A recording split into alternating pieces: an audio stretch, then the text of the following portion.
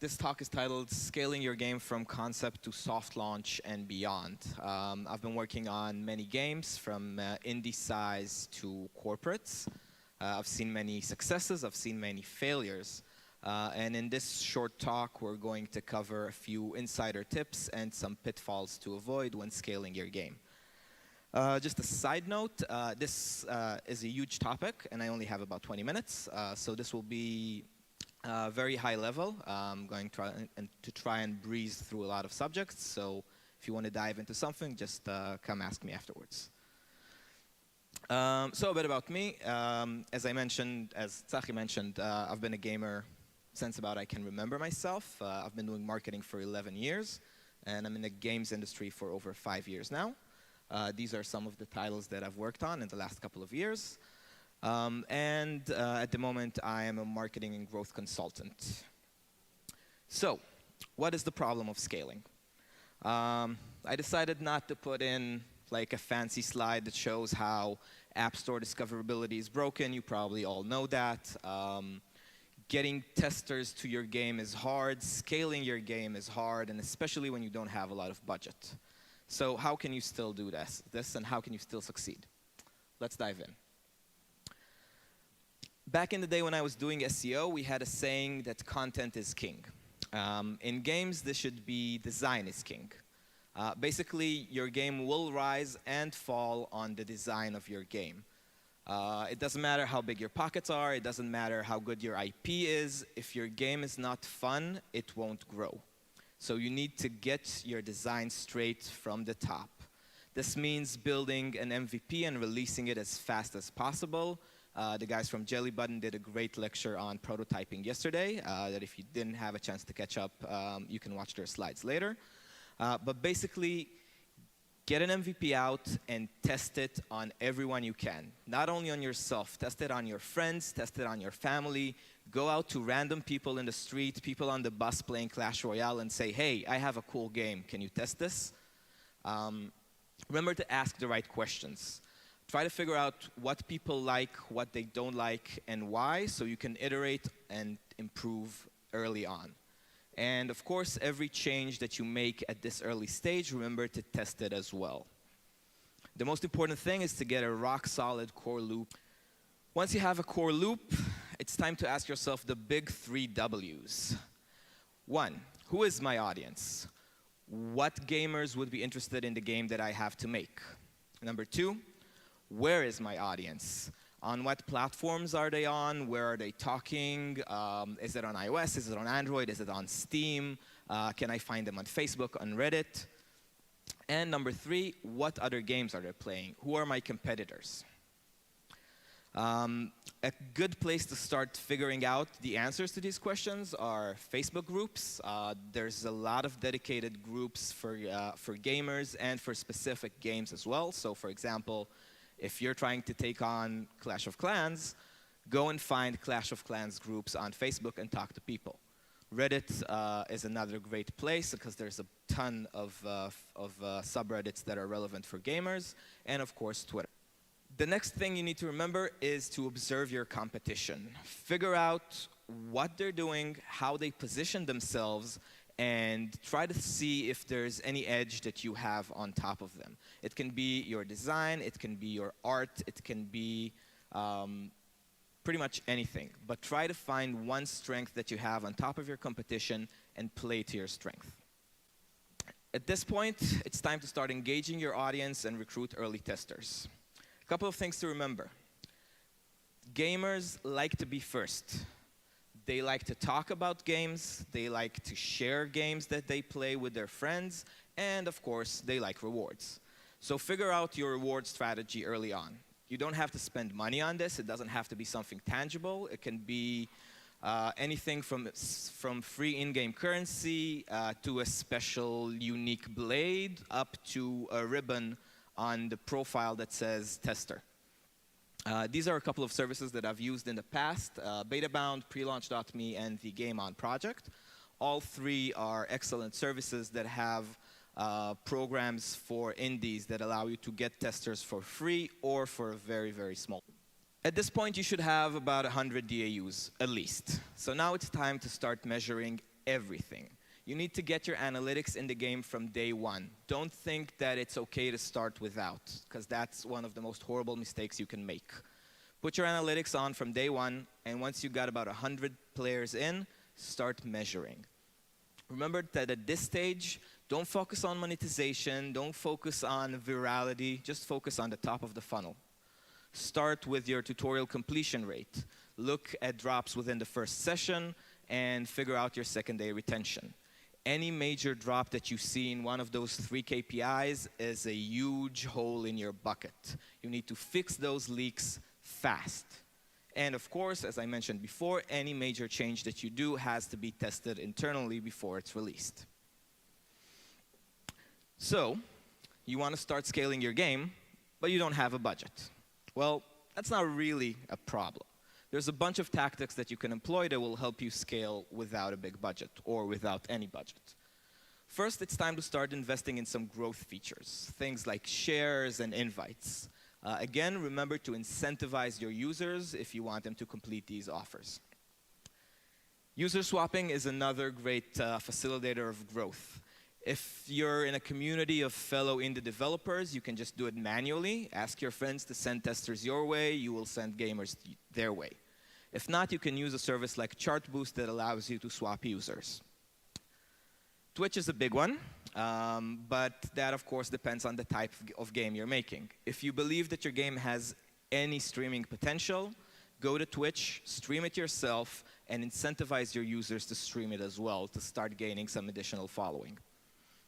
YouTube is obviously an awesome growth channel, and I'm going to show a study case about that a bit later. As some of you might know this link or similar links, this is basically a YouTuber list. Feel free to test it out later. It's a list of over 1,000 YouTubers that talk about games, stream games, do Let's Plays. Basically, at this point, you need to remember that the big guys like PewDiePie probably get thousands of contact requests every day. At your stage, even a YouTuber with 1,000 subscribers or 5,000 subscribers is awesome for you, because that means you will get more exposure and they usually get less requests.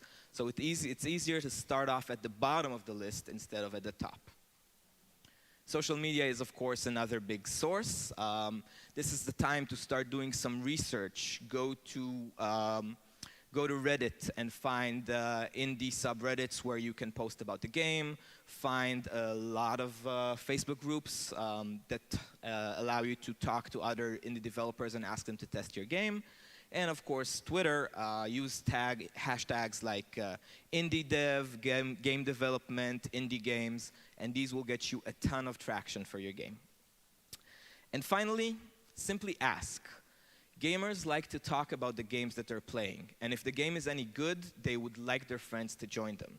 So you'd be surprised with the results of simply asking your players, hey guys, get your friends on board. It works fantastic. You need to remember that direct communication is golden. So first of all, open a support channel and let your users talk to you. Pro tip here is to open a secret Facebook group and invite all of your early testers to participate. This is the place for you to talk to them, to ask them questions, to gather bugs and feedbacks.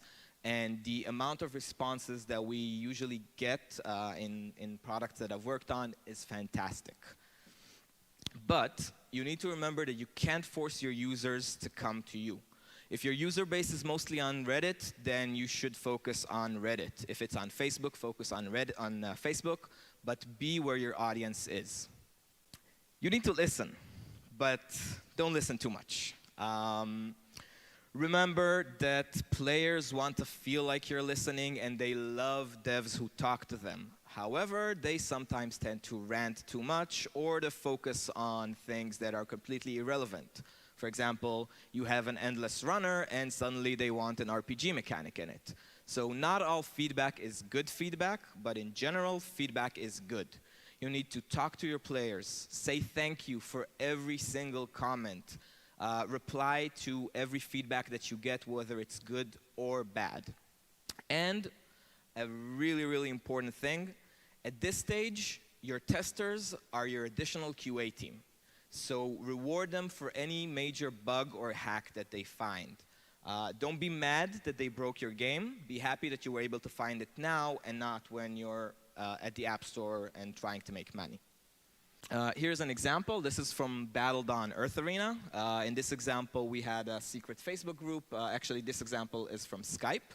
And one of our players contacted us and shared a hack that he was able to find in the game that allowed him to travel 12 hours of in-game time within 5 minutes.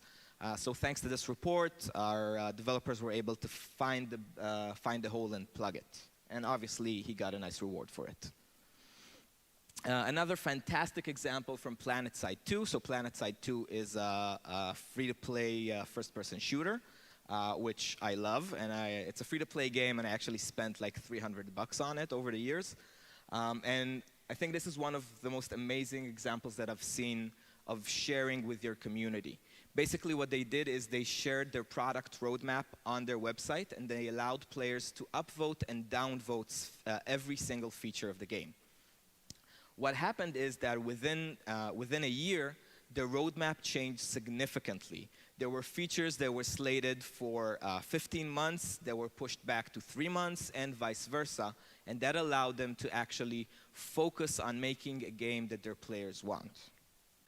So at this stage, hopefully, you have a couple of hundreds of testers. You might be even making some money, either from IAPs or ads or both. And you're probably looking at how to invest the money that you're making back into the game. So a couple of pointers.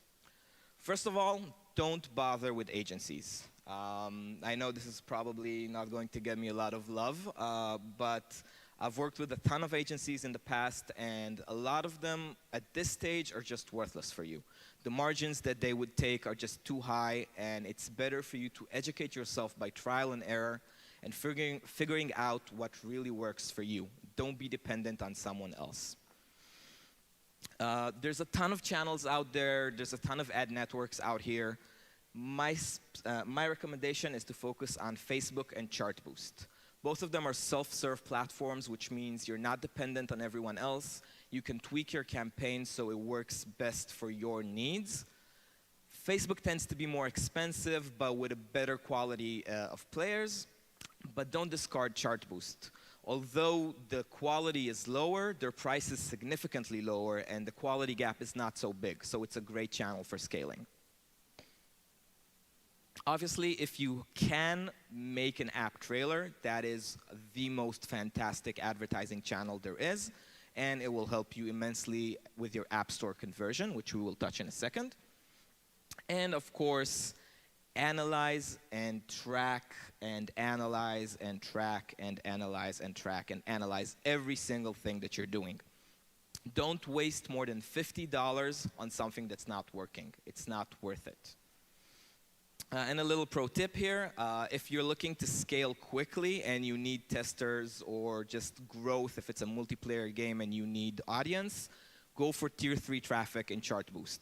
There's a bunch of English-speaking countries. There's pretty good device disparity there, and it's very, very cheap. Just don't counter their monetization. They are good for testing features. They are good for growth. They're not so good for monetization in most cases. ASO is your friend, so you need to love it, you need to embrace it, and you need to learn it. Start by going to either App Annie or Sensor Tower, any other source that you want, and start looking at your competitors. Figure out what strategy they're taking, how their screenshots look like, what keywords are they tracking, where are they ranked. Try to figure out if there's anything that you can learn from this experience. A common mistake that I've seen is people thinking like a machine, just going for random keywords because they got it in the suggestions with their ASO tool. Instead, think like a human. Try to figure out what people would type into the search box when they're looking for a game. And I'm going to jump a bit down to the first pro tip here. Go to your device, it doesn't matter if you're an Android or an iOS, and use the autocomplete. Just start typing in shit and just look at what results you're getting. These are probably things that people are searching for and can really help you scale faster. Again, go back to your analytics and see if you're getting traction from any non-English speaking countries. If you do, it's time to translate your app page. And of course, again, constant A/B testing. If you're on Android, it's fairly simple. You have Google's built-in tools. If you're on iOS, you should probably check out a service like StoreMaven that allows you to test your App Store page.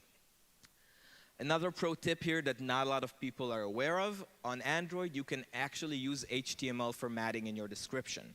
So you can highlight keywords within your description with things like bold, italic, and underline to get you more visibility for the keywords.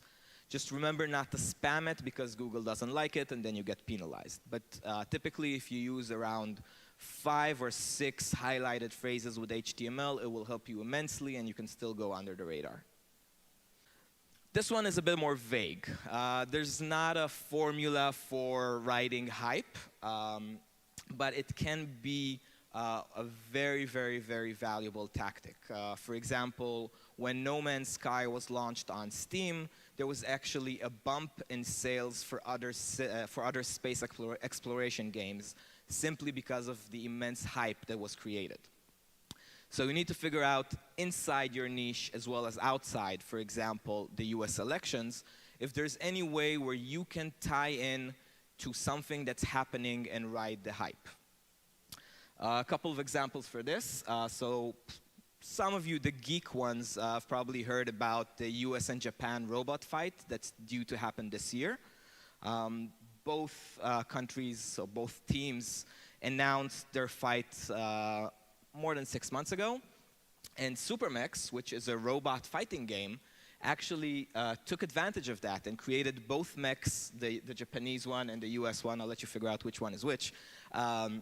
Created both mechs in the game and created a mock fight video and put it up on YouTube.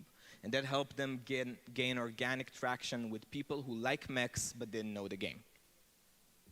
Another example from Empire War. If you look at their logo and you're a Game of Thrones fan, you probably see that this is somewhat familiar. So although they're not affiliated with HBO, they kind of walked a thin line here. And they created an app icon that resembles Game of Thrones characters to create a brand familiarity. And this, of course, helps them immensely with their App Store conversion. So a couple of mistakes to avoid. First of all, don't fall in love with your idea. Remember to look at your data and test.